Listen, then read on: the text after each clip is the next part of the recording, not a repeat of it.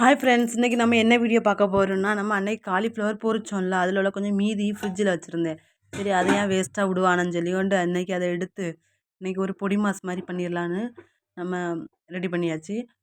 வாங்க வீடியோக்குள்ளே போகலாம். நான் அன்னைக்கு அதை எடுத்து நம்ம பொடி பொடியாக நறுக்கணும். நறுக்கி வேறு ஒன்றும் தேவையில்லை. இதில் வந்து நம்ம உப்பு மிளகா பொடி எல்லாம் மிக்ஸ் ஆகிருக்கு. அதனால் இப்படி ஒன்றுமே வேண்டாம். கரம் மசாலா எல்லாம் போட்டு நம்ம விரவியே பொரிச்சோம்ல, அதில் உள்ள மீதி தான்.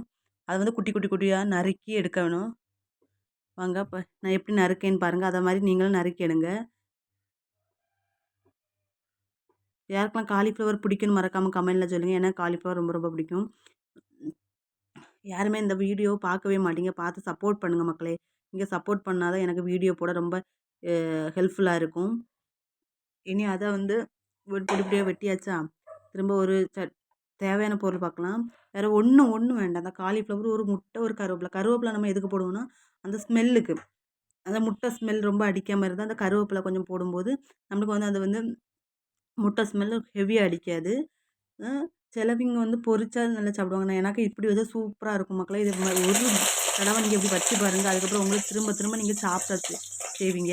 அதுக்கு ஃபஸ்ட்டு வந்து நம்ம எண்ணெய் வந்து சட்டியை வச்சு எண்ணெய் ஊற்றி கருவேப்பிலையே அதிலே போடணும். போட்டு கொஞ்சம் நேரம் 5 நிமிஷம் கழிச்ச முடியும். ஏன்னா அந்த கருவேப்பிலைக்குள்ள ஸ்மெல்லாம் அதில் இறங்கணும். இறங்கிண்டு அதுக்கப்புறம் நம்ம வெட்டி வச்சுருந்தோம்ல காலிஃப்ளவர், நீங்கள் உங்களுக்கு எவ்வளோ பொடி பொடியாக இன்னும் கொஞ்சம் கொஞ்சம் பொடி பொடியாக நறுக்கலாம். எனக்கு இப்படி பிடிக்கும், அதனால நான் இப்படி சாப்பிடுவேன்.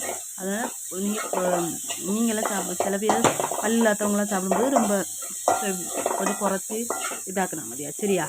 அதுக்கப்புறம் நல்லா அந்த எண்ணெயில் அந்த காலிஃப்ளவர் தட்டி நல்லா அந்த கொஞ்சம் கொஞ்சம் ஈரப்பதம் இருக்குது, அதெல்லாம் சுருங்கி வரணும். அது காலிஃப்ளவர் அப்புறம் நல்லா வதக்கிட்டே இருக்கணும். அதுக்கப்புறம் நம்ம வந்து கொஞ்சம் லைட்டாக உப்பு போடணும். ஏன் தெரியுமா? நம்ம முட்டை ஊற்றுவோம்ல, அப்போ அந்த முட்டைக்கு தேவையான உப்பு வேணும். அதனால் கொஞ்சம் உப்பும் போட்டு நல்லா வறட்டி எடுக்கணும். பாருங்கள் எப்படி வறட்டிருக்கோம் பார்த்தீங்களா? அதில் உள்ள தண்ணியெல்லாம் நம்ம சட்டியில் பார்க்கும்போது தெரியும், தண்ணியெல்லாம் போயிருக்கும். பார்த்தீங்களா? அதே மாதிரி இது கேமரா அங்கேயும் போயிட்டே இருக்குது. ஏன்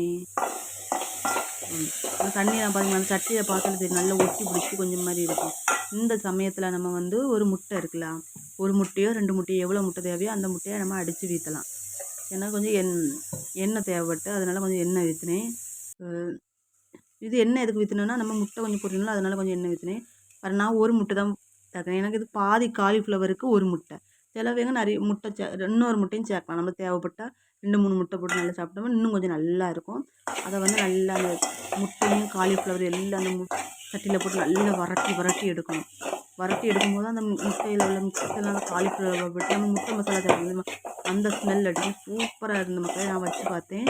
நீங்கள் இதே மெத்தடில் வச்சு பார்த்து சாப்பிட்டுட்டு நீங்கள் கமெண்டில் சொல்லுங்கள், சூப்பராக இருக்கு அக்கான்னு தான் நீங்கள் சொல்லுவீங்க. சரியா?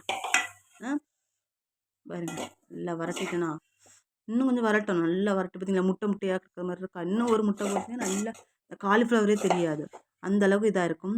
சாப்பிட்டு ஒரு பீஸ் எடுத்து சாப்பிட்டு பார்த்தேன். என்ன டேஸ்ட்டு மக்களே! எப்போ இப்படியே நீங்களும் வைங்க, அட்டகாசமாக இருக்கும். அட்டகாசம். இந்த வீடியோ பிடிச்சா லைக், ஷேர், சப்ஸ்கிரைப் மறக்காம பண்ணுங்கள். சப்போர்ட் பண்ணுங்கள். பாய்.